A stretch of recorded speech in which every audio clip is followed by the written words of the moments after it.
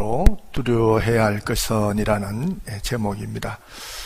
우리 사람들이 그 삶에 어떤 두려움, 그렇죠? 이런 두려움을 느끼기 시작하는 때가 출생 후 한 6개월 전후로 그런 두려움을 갖기 시작한다 그래요. 애들이 태어나서 한 6개월 전후 되면 이제 얼굴을 가리는데 누가 안으면 이가 나의 엄마인가 나의 아빠인가 이런 것들을 보면서 엄마 아빠가 아니면 애들이 고개를 돌리면서 우는 것을 우리가 볼 수 있지 않습니까? 그때부터 시작된 사람들의 공포는 죽는 순간까지 숱한 두려움 속에서 살다가 가는데, 질병에 대한 두려움도 있고 또 실패에 대한 두려움도 있고 또 죽음에 대한 두려움도 있고, 우리가 살면서 많은 두려움을 느끼면서 살아가는 것 같습니다. 많은 두려움이 있겠지만 성도가 진정으로 두려워해야 될 것이 있다고 한다면 한 3가지 정도 우리가 한번 생각을 해볼 수가 있겠습니다. 그 첫 번째가 하나님과의 교제가 끊어지는 것, 이것을 우리가 상당히 두려워해야 됩니다. 하나님과 교제할 때 우리가 얻는 유익이 굉장히 많습니다. 저는 참 좋은 친구가 한 명 있는데, 최친남 목사라는 분이 제겐 참 좋은 친구예요.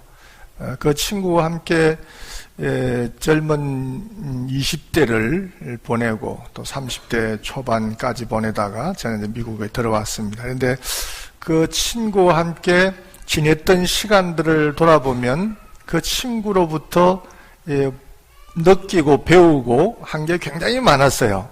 상당히 진실되고 또 무슨 일을 하면 굉장히 성실하고 또 성경 말씀을 굉장히 사모하면서 그 성경 말씀 전체를 자기의 그 속에 담기를 위해서 잘 때마다 성경을 배고자 하면서 그날 읽었던 성경을 또 묵상하고 이렇게, 그래서 참 공부도 참 잘했습니다. 그래서 서울대학교 물리학과에 들어가서 졸업할 때 100몇십만 원의 장학금을 받고 학비 하나 들지 않고 오히려 돈을 벌고 나온 그런 친구였는데, 그 친구를 통해서 같이 있으면서 여러 가지 지식도 많음에도 불구하고 겸손한 그런 친구를 보면서 많은 걸 느끼고 배우고 그랬습니다. 그러니까 우리가 그 하나님을 생각할 때, 하나님은 어떤 이 세상에 어떤 지식이 뛰어난 사람이나 어떤 고귀한 인격을 가진 어떤 사람들보다도 더 하나님은 품위가 있으시고 또 은혜가 많으신 그런 분이시죠. 그래서 우리 하나님과 가까이 지내시게 된다면 아마 하나님으로부터 공급받는 또 느끼는 은혜가 아마 많으리라 이렇게 생각을 합니다. 오늘 이 다윗이 그런 이제 하나님과의 관계에 대한 것을 한번 자신을 돌아보는 말씀이 오늘 본문의 말씀인데, 다윗은 사실 이스라엘 역사의 가장 위대한 왕입니다. 많은 업적을 남기고 또 주변 국가에도 아주 막대한 영향력을 미쳤던 그런 왕이었는데, 자신의 이 모든 것, 이것이 다 하나님으로부터 온 것이다 라는 것을 다윗은 잘 알고 있었어요. 그런데 그 어느 날 자기의 삶을 한번 돌아보니까 하나님과의 관계가 조금 멀어졌다라고 하는 느낌을 그분이 받게 됐습니다. 그래서 오늘 1절에 그 얘기를 하고 있죠. 1절 말씀을 같이 한번 볼까요? 경성형제 1절 말씀을 좀 한번 같이 한번 읽어봅니다. 1절 시작. 여호와여, 어느 때까지니까 날 영영히 잊으셨나이까? 주의 얼굴을 내게서 언제까지 숨기시겠나이까? 이 고백은 하나님과의 단절된 그 관계, 그런 상태로는 내가 잠시도 지낼 수가 없습니다 라고 하는 그런 신앙적인 고백이 되겠습니다. 사도 바울이 이런 얘기를 했지 않습니까? 나의 나된 것은 하나님의 은혜로다. 나의 나된 것은 하나님의 은혜다 그랬는데, 다윗도 자기의 자신이 그런 삶을 살아가는 것은 하나님의 은혜다라고 하는 것을 알고 하나님과의 단절을 상당히 두려워해서 여호와여 영영이 나를 잊으셨나이까 주의 얼굴을 내게서 언제까지 숨기시겠나이까 이렇게 고백을 했던 것이죠. 오늘 여러분들이 여기까지 계시고 사시는 것도 하나님의 은혜인 줄로 믿습니다. 제가 누님 저희 이런 남동생이 이제 목회를 하고 있는데 카톡을 하나 보냈어요. 근데 카톡에 저희 형제들을 다 초청해가지고 형제 카톡방을 하나 만들어서 보냈더라고요. 그래서 그 형제들끼리 이제 뭐 국제 통화는 좀 어렵고 요즘 그거 가지고 근황을 물어보고 그럽니다. 근데 둘째 누님이 거기다가 뭘 썼냐면 큰 누님에 대한 감사한 마음을 이렇게 적어서 보낸 걸 제가 봤습니다.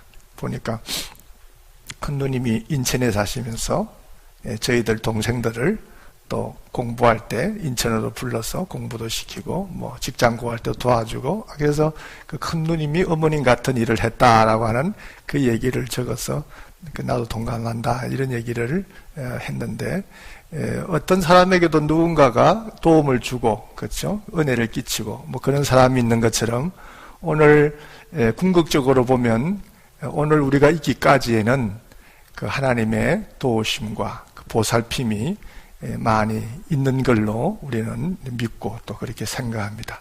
하나님의 은혜로다라는 이런 마음의 가짐을 늘 가지시고 하나님과의 교제가 끊어지지 않도록 여러분들 늘 노력하시는 여러분들 되시기를 바랍니다. 다윗이 또 염려했던 것은 영적인 잠드는 것 이것을 상당히 두려워했어요. 3절을 한번 같이 읽어볼까요? 3절 시작. 여호와여 내 하나님이여 나를 생각하사 응답하시고 나의 눈을 밝히소서. 두렵건대 내가 사망의 잠을 잘까 하오며. 두렵건대 내가 사망의 잠을 잘까 하오며 이렇게 얘기했습니다. 그게 두렵다는 거예요. 사망의 잠을 잘까. 사망의 잠이라는 게 어떤 것이겠습니까? 영의 생애를 떠난 것, 세상에 속해서 사는 것. 저는 우리 원장님 권사님을 너무 사랑합니다. 이렇게 리액션이 이렇게 좋은 분이 어느 교회에 이렇게 많겠습니까? 어쨌든 우리 제 설교에 많은 도움을 주시는 우리 원장님 권사님 오래오래 건강히 장수하시기를 바랍니다. 어쨌든 맞는 말씀을 해주셨어요. 영적으로 그죠? 하나님과 멀어지고 세상적인 일에 빠져있는 그것이 사망의 잠이다. 정말 정답을 말씀해 주셨어요. 영적으로 깊이 잠든 상태 그것이 사망의 잠인 줄로 그렇게 믿습니다. 여러분들 지금 사망의 잠을 자고 있지는 않으신지요? 기도를 드려도 기도가 하나님과의 어떤 그런 접촉점이 없이 우리 입에서 그냥 맴돌다가 그렇게 끝나버리는 그런 흔히 우리 신약 성경에 나오는 중언부언하는 기도로 그냥 끝나버리는 그런 기도를 드리다가 끝나버리는 그런 기도 생활을 또 하고 있지는 않은지, 또 우리가 찬양을 드릴 때도 그 찬양이 지난번에 더보라의 찬양처럼 찬양을 드릴 때도 하나님이 너에게 어떤 은혜를 베푸신 것이라는 감사와 감격이 넘쳐서 사람들아 들어라, 왕들아 들어라, 지도자들아 내 말에 귀를 기울이라 하면서 정말 그 하나님의 받은 은혜의 감사와 감격함으로 찬양을 드리고 그 가사가 내 마음에 와닿고 하는 이런 감격스러운 찬양을 드리지 못하는 그런 여러분의 삶은 또 아닌지 그것을 한번 돌아보시고, 또 말씀을 들어도 그냥 근성으로 들리고 그냥 돌아서자마자 집을 가는 순간에 오늘 무슨 설교였던가 하고 다 잊어버린 채 또 한 주간을 그렇게 살고 있지 않는지 한번 돌아보면서, 그런 우리의 마음의 상태, 영의 상태라고 한다면 그것은 우리가 영적으로 잠든 상태고 사망의 잠을 자고 있다, 이렇게 볼 수가 있겠습니다.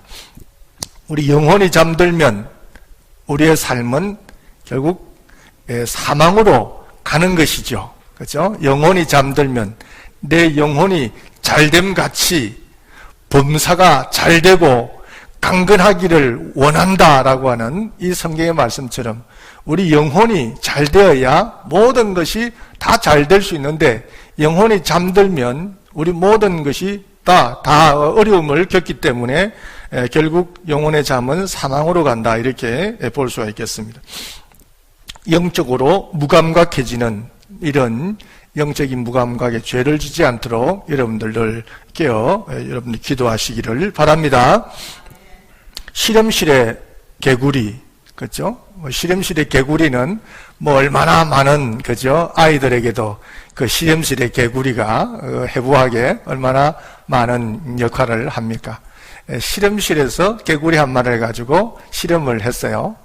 뜨거운 물에다가 넣었더니 개구리가 펄쩍 뛰고 나왔습니다. 그런데 그 개구리를 차가운 물에 넣고 그 온도를 서서히 올렸더니 개구리가 그 물에 온도에 적당히 적응해가면서 뜨거워져도 결국은 그 느끼지 못하고 마지막에 그 안에서 익어 죽었다라고 하는 이 실험실에 개구리가 있습니다.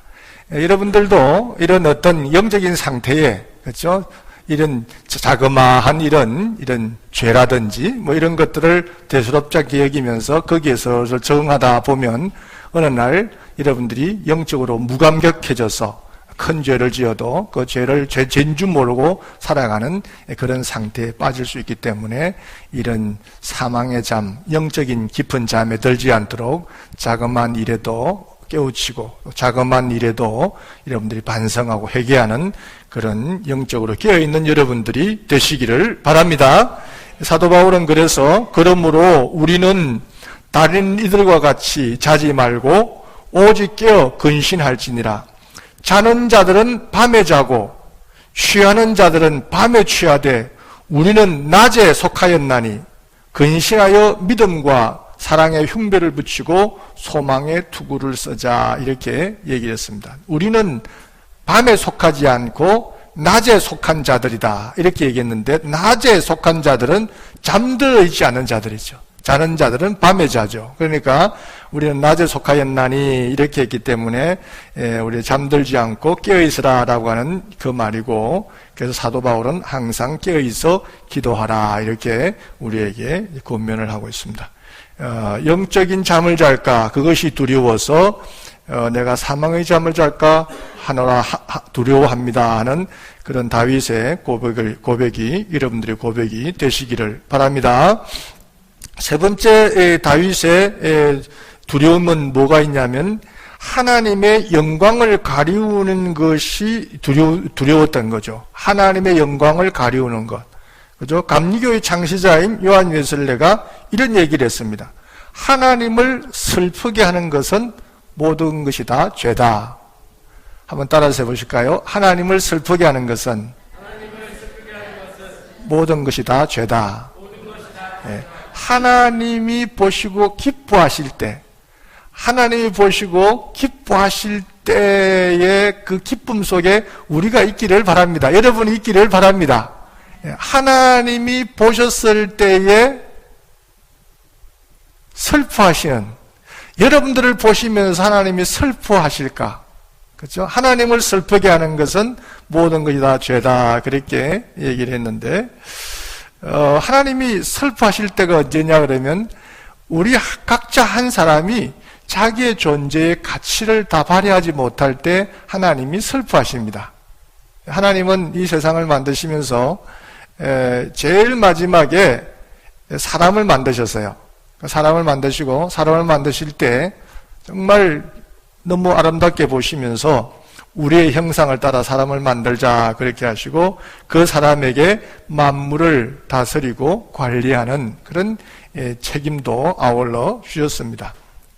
그래서 사람은 이 모든 창조물의 최고의 꼭대기 최고봉에 있습니다. 최고봉에 있고 만물 중에 가장 귀한 존재, 하나님의 형상을 닮은 존재이기 때문에 가장 귀한 존재예요. 그래서 하나님의 형상을 닮은 이 존재가 이 자기의 존재의 가치를 발휘할 때 하나님이 이제 기뻐하시는 겁니다.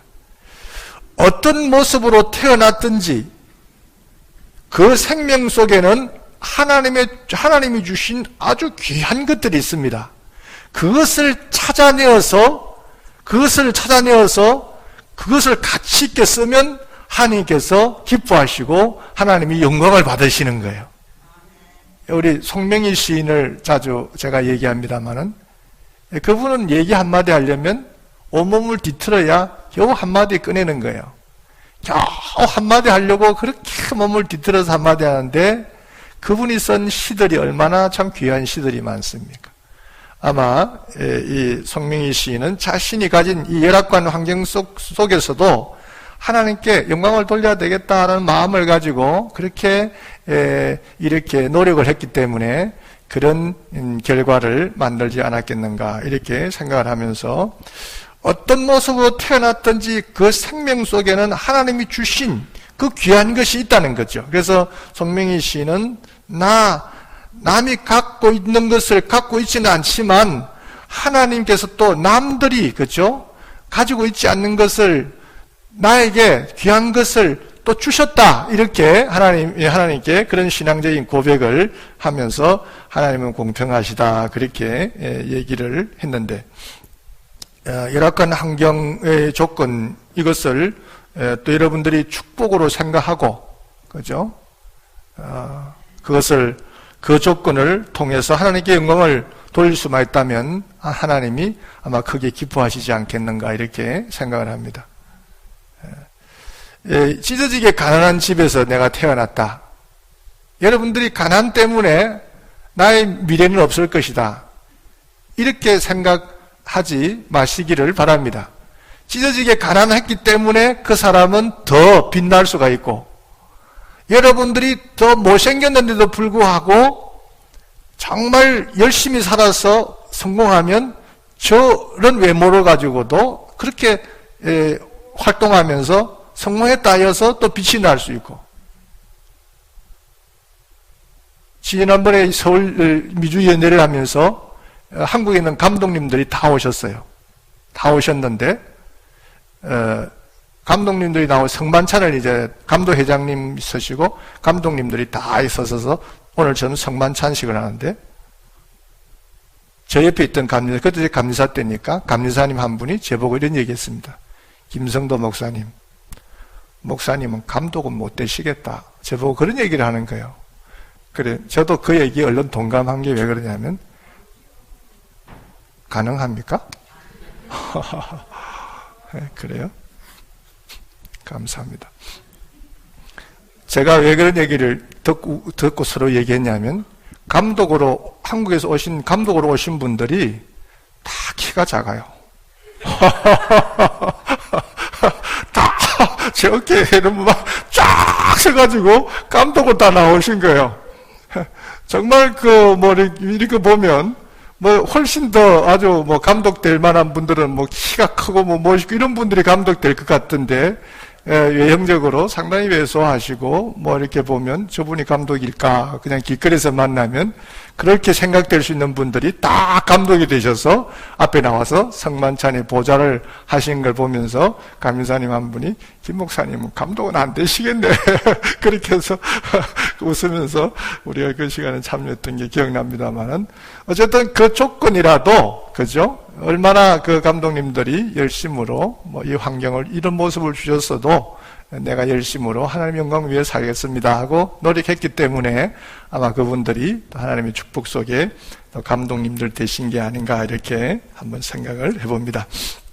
영광을 가리운다고 하는 것, 이것이 다윗은 상당히 두려웠다라고 하는 거죠. 언제 우리가 하나님의 영광을 가리우는가? 그렇죠? 우리는 하나님의 영광을 위해서 만들어진 존재고 어떤 조건에서든지 하나님께 영광을 돌려야만 되는 것이 우리의 임무고 역할입니다. 이렇기 때문에 저렇기 때문에 있을 수가 없는 거예요. 어떤 조건에서도 우리는 하나님께 영광을 돌려드려야만 되는데 언제 우리가 하나님께 영광을 돌려드리지 못하고 영광을 가리우느냐? 그것은 우리의 삶이 흔들릴 때, 그죠? 삶이 흔들릴 때 영광을 가려오게 됩니다. 4절 말씀을 한번 같이 읽어볼까요? 시작. 두렵건대 나의 원수가 이르기를 내가 저를 이겼다 할까 하며 내가 요동될 때에 나의 대적들이 기뻐할까 하나이다. 끝부분에 내가 요동할 때, 내가 막 흔들릴 때 나의 대적들이 기뻐할까 하나이다. 여러분들이 막 흔들리면, 그렇죠? 흔들리면 대적들이 기뻐하고, 그죠? 그 하나님께 영광도 가려워지고 이렇게 되는 거죠. 여러분들이 흔들리면 마귀가 기뻐하고, 또 여러분들 통해서 교회가 흔들리면 또 마귀가 기뻐하고 이렇게 된다는 겁니다. 우리가 흔들리지 않으려고 하면, 그죠? 견고한 것에 기대어 있어야 돼요. 의지를 해야 돼요. 제가 축도를 할 때 이렇게 두 손을 들고 이렇게 잘 못할 때가 많습니다. 왜냐하면 제가 약간 그 현기증이 좀 생겨가지고 이렇게 하다가 쓰러질까봐. 여러분들 제가 예배 끝나고 쓰러지면 얼마나 은혜 받고 돌아갈 때 우리 목사님 쓰러졌다고, 워싱턴에 김성도 목사 쓰러졌다 이런 소문이, 그 잠깐 넘어진 건데 얼마나 소문이 자자하겠어요. 교회 영광 가리울까봐 제가 기도할 때 두 손을 꽉 붙잡고 이렇게 축도도 이렇게 할 때가 많습니다. 그런데 제가 이걸 붙잡고 있으면 절대 흔들리지 않아요. 그렇잖아요? 예?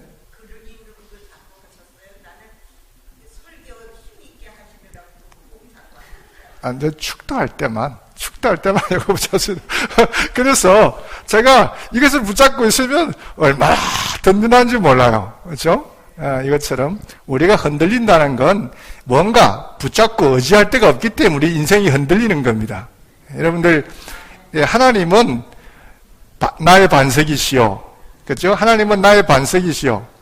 이 반석이라는 것은 10년, 20년, 30년 지나도 있는 자리에 그대로 그냥 그 모습 그대로 있습니다. 반석이시요. 하나님은 한결같이 변함없이 든든하신 분이기 때문에 여러분들 하나님을 의지하고 하나님을 꽉 붙잡으시기 바랍니다.